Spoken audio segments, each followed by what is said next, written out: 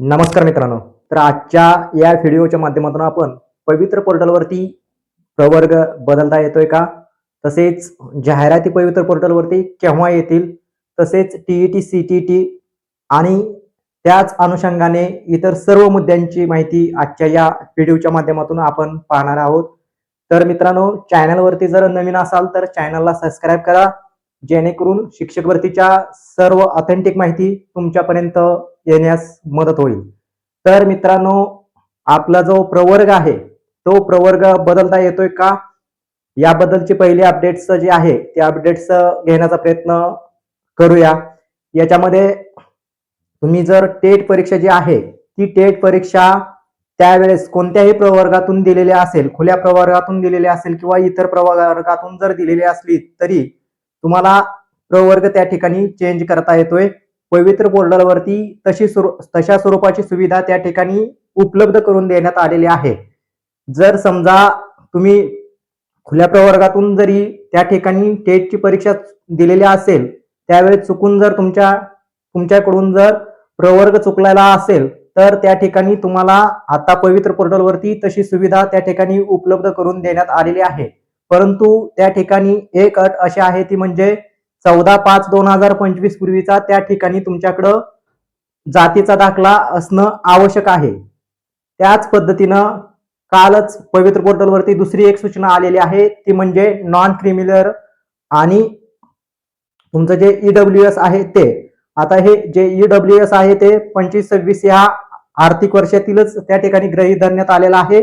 तसेच non criminal जे आहे ते नॉन क्रिमिनल सद्यस्थितीतलं 25-26 या आर्थिक वर्षात चालणार असणं तुमच्याकडं गरजेचं आहे.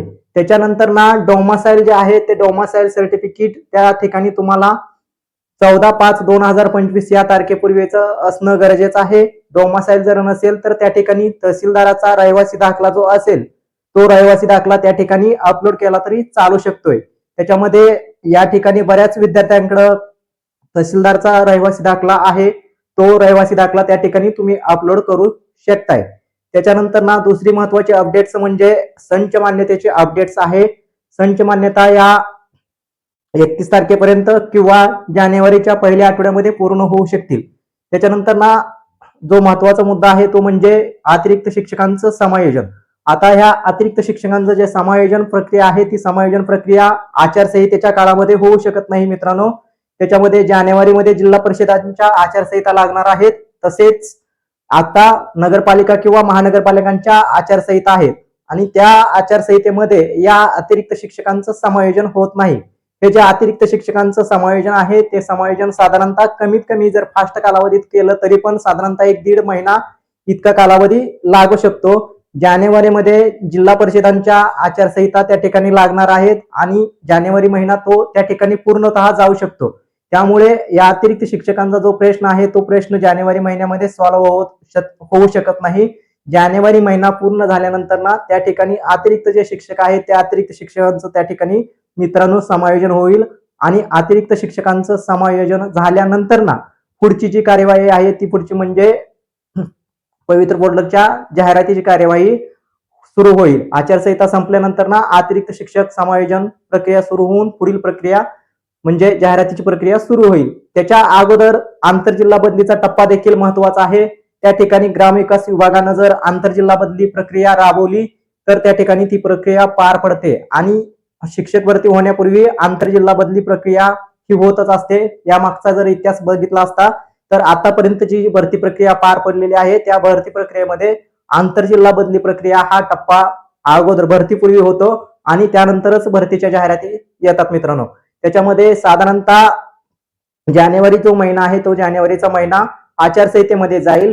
फेब्रुवारी आणि 15 मार्च साधारणतः 15 मार्च पर्यंत या अतिरिक्त शिक्षकांचं समायोजन होणं संभाव्य तारीख आहे. अतिरिक्त शिक्षकांचं समायोजन होणं हे महत्वाचं आहे. जर अतिरिक्त शिक्षकांचं समायोजन 15 मार्च पर्यंत झालं तर त्या ठिकाणी पुढची जी प्रक्रिया आहे ती पुढची प्रक्रिया म्हणजे आंतरजिल्हा बदलीचे टप्पा जो आहे तो टप्पा त्या ठिकाणी पार पडेल आणि त्यानंतर नाच आपल्या पवित्र पोर्टलवरती ज्या जाहिराती आहेत त्या जाहिराती येतील आणि नवीन शैक्षणिक वर्षामध्ये त्या ठिकाणी तुम्हाला नियुक्त्या भेटतील.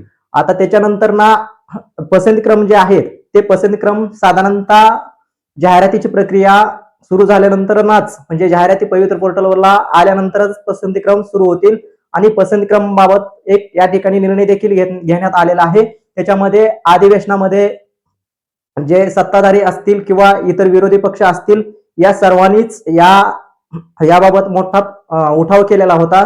त्याच्यामध्ये मित्रांनो या ठिकाणी बरेचसे शिक्षक त्या ठिकाणी निवड होऊन देखील खासगी अनुदानित शाळा असतील किंवा इतर ज्या शाळा आहेत त्या शाळावरती हजर न झाल्याने बऱ्याच संस्थापकांना त्या ठिकाणी उमेदवार भेटलेले नाहीत.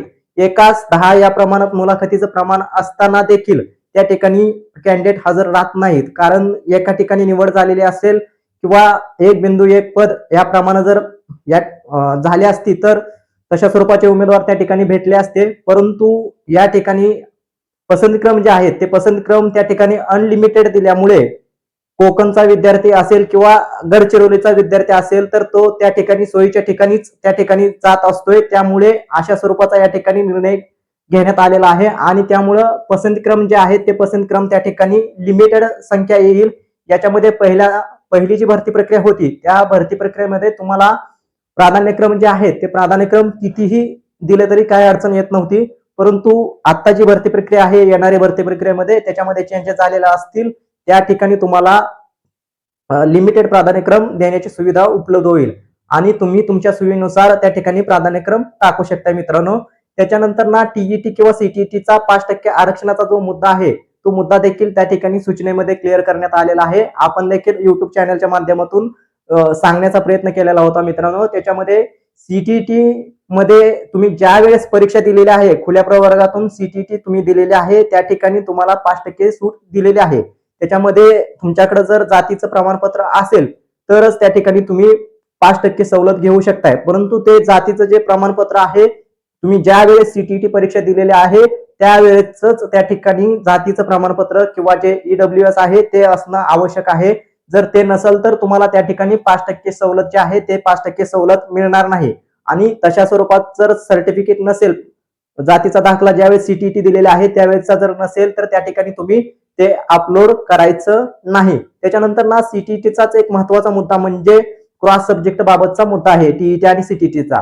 ज्याच्यामध्ये टीईटी पेपर 2 किंवा सीटीईटी पेपर 2 आहे तो गणित विज्ञान मध्ये जर टीईटी तुम्ही दिलेले असेल किंवा गणित विज्ञान तुमचा पदवीचा विषय त्या ठिकाणी असणं गरजेचं आहे. तसेच सोशल सायन्स मध्ये तुमची जर पदवी झालेली असेल तर त्या ठिकाणी तुम्ही सोशल सायन्स या विषयातूनच टीईटी पास असणं गरजेचं आहे. तसेच या व्यतिरिक्त जर तुम्ही मराठी, हिंदी, इंग्रजी या विषयातून तुमची जर पदवी झालेली असेल तर तुम्हाला टीईटी देखील सेकंड पेपर जो आहे तो आपला सेकंड पेपर देखील त्या ठिकाणी तुम्हाला त्याच विषयातून पास असणं गरजेचं आहे मित्रांनो. त्याच्यानंतर ना दुसरा महत्वाचा मुद्दा म्हणजे विशेष शिक्षक. आता विशेष शिक्षकांच्या ज्या जागा आहेत ते प्रस्तावित आहे 4860 या जागा विशेष शिक्षकांचा येणे प्रस्तावित आहे. त्या जागा येण्याची शक्यता आहे मित्रांनो. त्याच्यानंतर ना दुसरा प्रश्न म्हणजे पदवीचा विषय. आता पदवीच्या विषयाबाबतचा आपण आपल्या एक युट्यूब चॅनलला एक व्हिडिओ देखील बनवलेला आहे आणि त्याची पीडीएफ देखील टेलिग्राम चॅनलवरती टाकलेली आहे.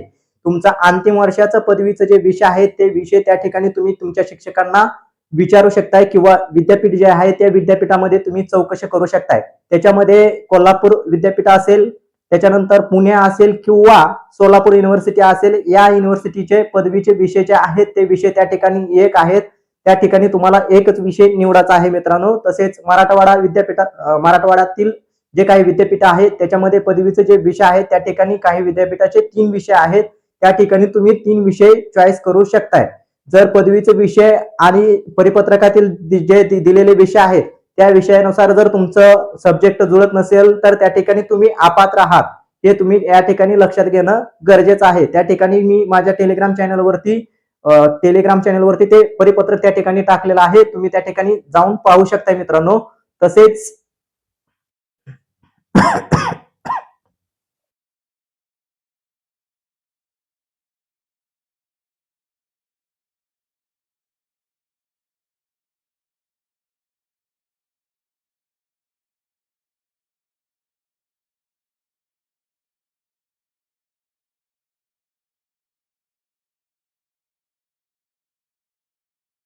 तसेच सीटीटीचा जे डिजी लॉकर मध्ये काही महिलांचं डाउनलोड होत नाही, तसेच सीटीटी बाबतचा एक प्रमाणपत्र डाउनलोड होण्याचा प्रॉब्लेम आहे महिलांचा. त्या ठिकाणी लग्नानंतरचं नाव चेंजेस झाल्यामुळे त्या ठिकाणी त्यांना प्रॉब्लेम येत आहे. त्या ठिकाणी वेबसाईट वरती जाऊन तुम्ही त्या ठिकाणी तुमचं जे आधार कार्ड नंबर जे चेंज झालेला आहे किंवा तुमचा जो प्रॉब्लेम झालेला आहे तो प्रॉब्लेम